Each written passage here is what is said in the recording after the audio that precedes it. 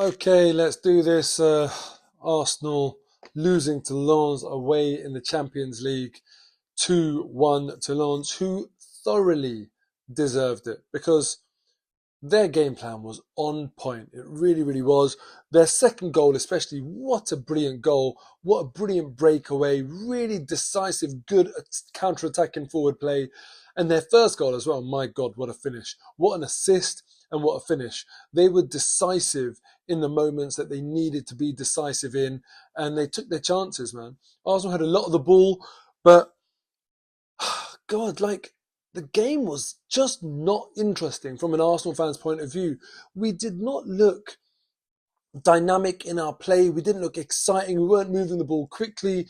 We looked flat. I didn't really see where the goal was coming from. It was a really, really flat performance from Arsenal today. A really disappointing performance. And yeah, I look at it and I have to admit, Man United losing at home to Galatasaray, Arsenal losing away from home to Lens, and sometimes as fans in the Premier League, we just think we're so superior. We're on our sort of on our high horse, and we look at other leagues. Famously, everyone calls the French league a farmers league. Well, they'll be laughing at us tonight, and I think this does go to show that there's some decent teams out there, some decent players out there, and if you're not on your game, they're not going to respect you. They're not going to roll over and let you tickle their belly. This is the Champions League ultimately, and especially when you go away in the Champions League. Don't get me wrong, Man United are a joke losing at home, but especially when you go away in the Champions League, there is no easy game. That is a truth for a reason. And teams, I've always said this, that you go to a lot of teams in Europe, they are not used to losing at home because they have such a stronghold on their domestic league at times that they go into that home stadium full of confidence. Doesn't matter who they're playing, full of confidence. That's why you see games where even Celtic beat Barca, that sort of thing. Because yeah, I feel like Arsenal went there today, but we weren't. I don't know, perhaps one eye on Man City on the weekend. Could it be that? I really, really don't know. But English football today did not cover itself in glory. Clearly, I was delighted at the Man United result, but I could not have imagined Arsenal would have lost this game, especially after we went 1-0 up. Let's talk about the goal.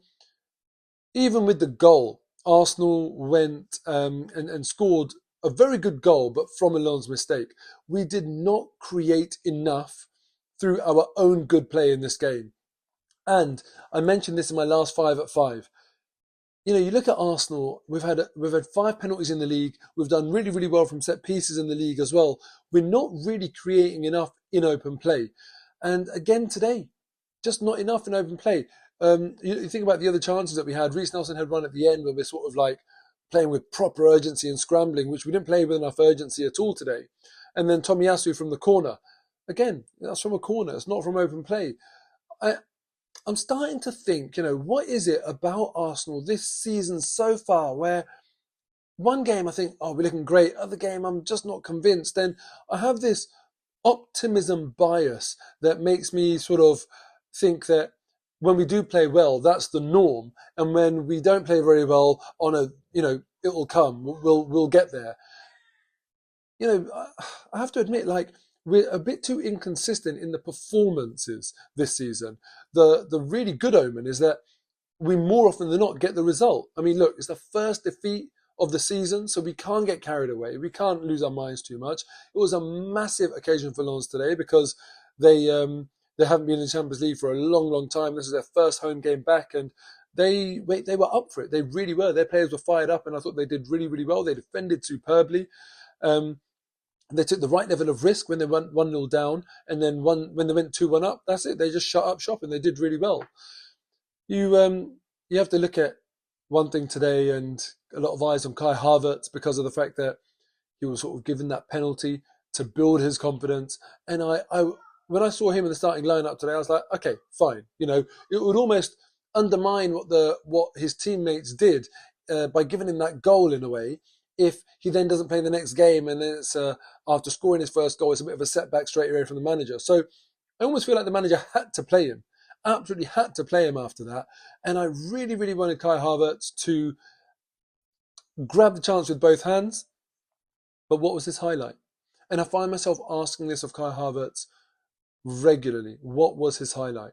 The support that he got from his teammates, from the fans with the chant, they were singing it all game, scoring the penalty. I really, really wanted him to push on, but unfortunately we just didn't see it. And I think what was very, very telling for me was that as soon as we went 2-1 down, before you could even blink, Arteta made a sub, and who got hooked? It was Kai Havertz. And I just wonder, is that a little indication, is that a sign that the manager doesn't really look at him and think, yeah, I can rely on you to make the difference and to sort of drag us out of danger in a game? Smith Rowe came on, thought he looked fairly bright. Reece Nelson as well, but unfortunately not enough to make the difference. For our first goal, I was talking about that before. What a finish from Gabriel Jesus. Really, really good finish.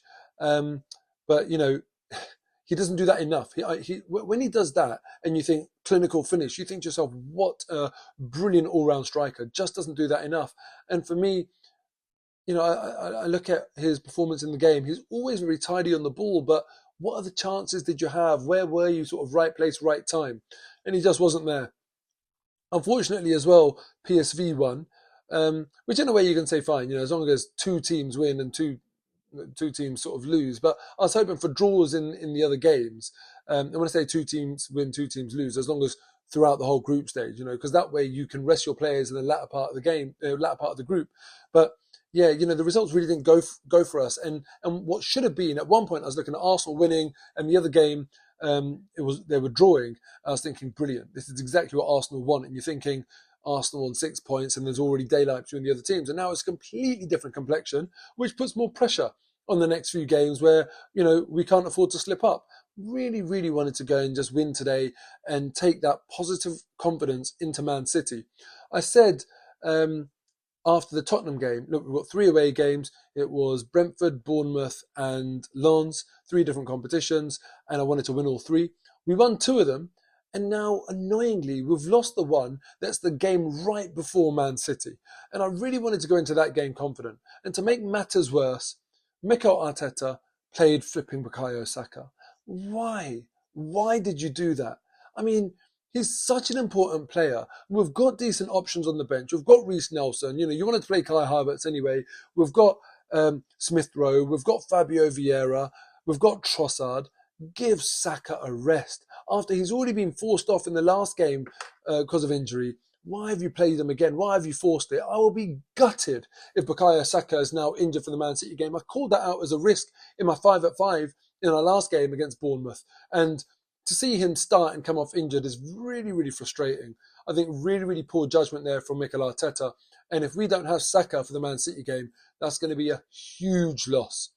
Let me know who impressed you tonight out of the Arsenal boys. It wasn't a very impressive night, but whoever stood out for you, stick that in the comments below. And I'll see you tomorrow for our 5 at 5. Take care.